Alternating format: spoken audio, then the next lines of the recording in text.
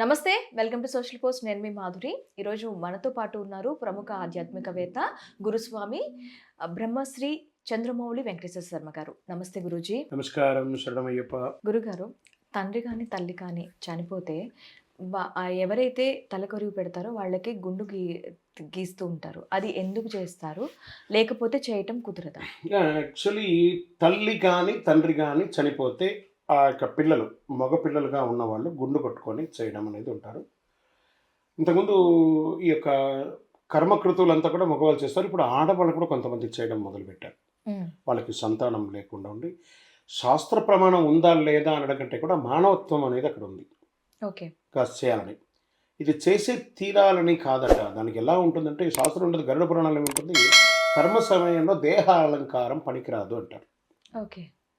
అంటే కర్మ చేయించుకునే వాళ్ళక, చేసే వాళ్ళక? కర్మ చేయించుకునే వాళ్ళు ఆల్రెడీ చనిపోయారు కదా, కర్మ చేసేవాళ్ళే కదా, పోయిన వాళ్ళ తర్వాతనే కదా.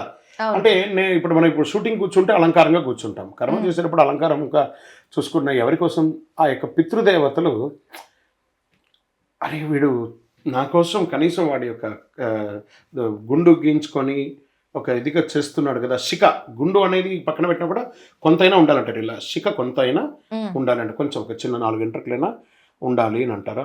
దాని ప్రకారం చేసుకుంటే, నేను మా తల్లిదండ్రులు నాకు ఇంత జీవితాన్ని ఇచ్చారు, వాళ్ళకి కనీసం నేను కేశఖండనం కూడా చేయకుండా చేస్తే ఎలా ఉంటుందని చెప్పడం జరుగుతుంది. కానీ ఖచ్చితంగా తీయాలి, ఖచ్చితంగా తీయకూడదు, రెండు లేదు. It is balance. దీన్ని ఏం చేయడం? అహంకారాన్ని విడిచిపెట్టడం ఫస్ట్. నేను శోకంలో సమానత్వంగా ఉన్నాను, నాకు శోకులు అలంకారాలు అవన్నీ నేను ఇప్పుడు దాన్ని మెయింటైన్ చేయట్లేదు. కర్తవ్య దృష్టి అనేది వచ్చేస్తుంది ఫస్ట్. నేను నా తల్లిదండ్రులకు పిండం పెడుతున్నాను. నాకు ఈ జన్మ ఇచ్చారు, నాకు పేరు ఇచ్చారు, నా భార్య, పిల్లల, కుటుంబం, సమాజం, నేను ఇవన్నీ ఉండడానికి కోసం నాకు ఇచ్చినటువంటి వాళ్ళకి నేను ఇచ్చే కనీసం ఒక గ్రాటిట్యూడ్ అని కూడా చెప్పచ్చు. భక్తి, శ్రద్ధ, శాస్త్ర విధానం పాటించాలి.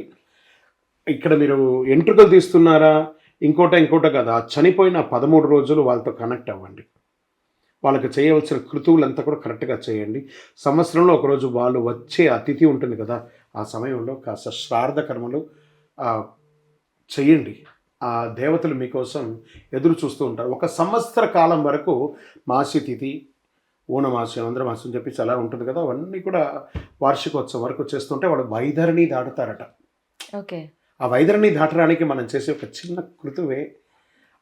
దాంట్లో మనం ఒక పూజకి వెళ్తున్నామంటే ఎలా వస్త్రం కట్టుకొని, ధోతి అంగవస్త్రం కట్టుకొని, పట్టుచీర కట్టుకొని ఎలా వెళ్తారో, కర్మకు కూడా ఒక డ్రెస్ కోడ్ లాగా ఉంటే బాగుంటుంది. కానీ ఇలాగే వెళ్ళాలి అని లేదు. మన సంప్రదాయం ఇలా ఉంది కదా. నార్త్ ఇండియాలో అయితే అసలు అవన్నీ ఏమి చెయ్యరు, తెలియదు వాళ్ళకి. వేశారా, వెళ్ళారా, చేశారా అని ఇలా. ఇంకా కొన్ని ఇప్పుడు అన్య మతస్థులకైతే అవన్నీ ఏమీ తెలియదు. సో మన హైందవ స్మృతిలో ఏం చెప్పబడిందంటే మనం దానికి ఇంజెక్ట్ అవ్వడం, అలా చేస్తే మంచిది, విజయవస్తు. ఓకే. అయితే గురూజీ, జగమరిగిన బ్రాహ్మణుడికి జంజం అంటారు. మరి ఆ జంజం వేసుకున్న వాళ్ళే తప్పు చేస్తే ఎవరికి చెప్పాలి, ఏం చేయాలి? కార్నర్ చేయకండి, మా బ్రాహ్మణుల్ని కార్నర్ చేయకండి. ఇది పెద్ద సినిమా వాళ్ళకి మేమే కావాలి, టీవీ వాళ్ళకి మేమే కావాలి, పేపర్ వాళ్ళకి మేమే కావాలి. అది రాంగ్. జగమరిగిన బ్రాహ్మణుడికి జంజం వేయాలంటే ఏంటిది? అది అక్కడ ఏం చెప్పారో, హే గురో అని చెప్పి తండ్రి యొక్క పాదాలు కడిగి ఆ బ్రహ్మచర్యం తీసుకునేటప్పుడు ఉపనయనం అంటారు దాన్ని. ఒక ఆల్రెడీ నయనం భగవంతుడు ఇచ్చేస్తాడు, ఉపనయనాన్ని భగవంతుడు ఎక్సెస్గా ఇస్తున్నాడు. ఎవరి ద్వారా? ఆది గురువు అయినటువంటి తండ్రి ద్వారా. ఒక బ్రహ్మచర్యం అంటే గర్భాష్టం అంటారు. గర్భంలో 1 సంవత్సరం, బయటికి వచ్చిన 7 సంవత్సరాల తర్వాత గర్భాష్టం. తన తండ్రియే మొదటి గురువు ఆ వటువుకి. ఆ ఉపనయనాన్ని ఇస్తున్నాడు. ఆ ఉపనయనానికి కావాల్సినటువంటి, ఇప్పుడు మనం షూటింగ్కి ఎలా లైట్, అలాగే ఆ లైటింగ్ ఏంటంటే గాయత్రి మంత్రం. తన యొక్క భార్యనే గాయత్రి, ఇతను బ్రహ్మ ఉపదేశిస్తున్నారు గాయత్రి మంత్రాన్ని. ఆ గాయత్రి మంత్రాన్ని ఉపయోగించినప్పుడు త్రికాల సంధ్య చేయాలి. చేస్తున్నామా లేదని ఆలోచించండి. ఇప్పుడు ప్రశ్నకు కూడా ఒక ఆన్సర్ ఉంది. సత్య భయం ఉండాలి ఫస్ట్, బ్రాహ్మణుని వేసుకున్న తర్వాత ధర్మనియమం ఉండాలి, ఆత్మధైర్యం ఉండాలి, శాస్త్ర స్పష్టత ఉండాలి. మాట్లాడేటప్పుడు ఆ వాక్కులో సరస్వతి వచ్చేటట్టుగా ఉండాలంటే త్రికాల సంధి చేసి ఆ యొక్క గాయత్రి మంత్రాన్ని ఉపదేశించాలి. సపోజ్ మనం ఒక ఐఫోన్ కొన్నాము, ఐఫోన్ వాడు ఇచ్చేసాడు, కానీ దీనికి ఛార్జింగ్ మనం పెట్టుకుంటేనే అది ఛార్జ్ అవుతుంది, కానీ కంపెనీ వాడిని మనం బ్లేమ్ చేయగలమా? అలాగే ఉపనయనం చేసుకొని ఆ సంస్కారం చేసిన వాళ్ళు మిమ్మల్ని మీరు సంస్కారం చేసుకుంటే చాలా బాగుంటుంది, ఇంకొకళ్ళకి పాయింట్అవుట్ కాకుండా ఉంటుంది. దయచేసి ఈ యొక్క మాధ్యమం దగ్గర అడుగుతున్నాను, ఎవరు కూడా బ్రాహ్మణుల్ని కార్నర్ చేయకండి. గురూజీ, ఒకవేళ వాళ్ళు తప్పు చేస్తే ఎవరికి చెప్పాలి, ఏం చేయాలి? తప్పు చేస్తే ఎవరికి చెప్పాలి, ఏం చేయాలి?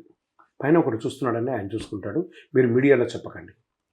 అయితే పుణ్యం చేసేవాళ్ళు స్వర్గానికి, పాపం చేసేవాళ్ళు నరకానికి వెళ్తారంటారు. మరి దీనికి వెనకాతల ఉన్న నిగూఢ అర్థం ఏంటి గురూజీ? మీకు ఎవరైనా ఒకరు చనిపోయారనుకోండి, మీ బంధువుల్లో ఎవరో ఒకరు చనిపోయారనుకోండి, ఒకసారి కళ్ళు మూసుకొని వాళ్ళ గుర్తుకు తెచ్చుకోండి. ఓకే. మీకు వాళ్ళని చూడగానే ఏమనిపించింది?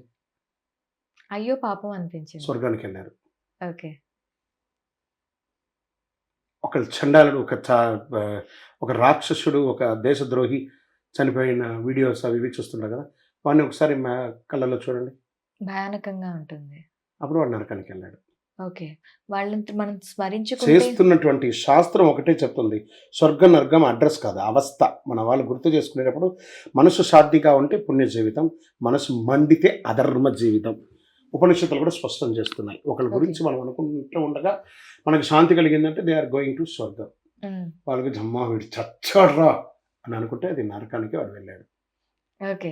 మనతో జీవించిన జీవనాన్ని బట్టే స్వర్గ నరకాలు జీవిస్తున్నాయి. ఇక్కడే ఉన్నాయండి, ఈరోజు భూలోకం ఉన్నాయి, స్వర్గ నరకాలు అన్నీ ఉన్నాయి. విజయస్తు. అంటే మనం ఇచ్చే ఈ కాంప్లిమెంటే వాళ్ళకి స్వర్గ నరకాలను అనేది డిసైడ్ చేస్తుంది. జీవితంలో చేసే అన్ని కర్మ పడాలి, స్వర్గ దుఃఖాలు. ఓకే. వాళ్ళు చేసే కర్మ పడాలి, స్వర్గ దుఃఖాలు. ఈ రోజుల్లో ధర్మం అనేది 4 పాదాల పైన నడవట్లేదు అంటున్నారు కదా, అసలు ధర్మం అంటే ఏంటి, దాన్ని ఎలా నిలబెట్టాలంటారు? యా, ధర్మం అంటే పూజ కాదండి. ధర్మం న్యాయం, బాధ్యత, పరుల బాధను తన బాధగా చూడడం, పరుల కష్టాలకి మనం ఒక ఆన్సర్గా ఉండడం. శాస్త్రం చెప్తుంది ధర్మానికి 4 పదాలు, సత్యం, దయ, శౌచం, నియమం. ఈ 4 నిలబడేటప్పుడు సమాజం నిలబడుతుంది అంటారు. మనం అందులో ఉన్నామా? ఇప్పుడు ఒక ఉదాహరణకు అడిగామనుకోండి, ఎవరినైనా ఏమైందా లేట్ అంటే, ట్రాఫిక్లో జామ్లో నేను తగులుకున్నానండి అని మెప్పించడానికి ఒక అబద్ధం చెప్తాడు. ఆ ట్రాఫిక్ ఉంటుందని తెలిసి ఇంకో అరగంట ముందు బయలుదేరితే టైంకి చేరుకుంటారు. అప్పుడు అది సత్యమా, ధర్మమా? సత్యంతో కూడిన ధర్మం.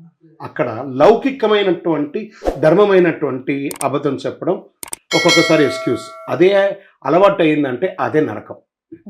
దాన్ని చేయకూడదు. రాజ్యం కూలుతుంది, ధర్మం నడవకపోతే కుటుంబం కూలుతుంది, ధర్మం నడవకపోతే మనిషిగా ఉండడం, ధర్మం నడవకపోతే. అందుకే ధర్మం నడవాలి, మన కోసం, లోకం కోసం ఉండాలంటే సర్వే జనాః సుఖినో భవంతు అని చెప్పుకుంటూ వీళ్ళున్నంత వరకు పాజిటివ్ అఫర్మేషన్ చేసుకుంటూ ఉంటే సరిపోతుంది. Thank you.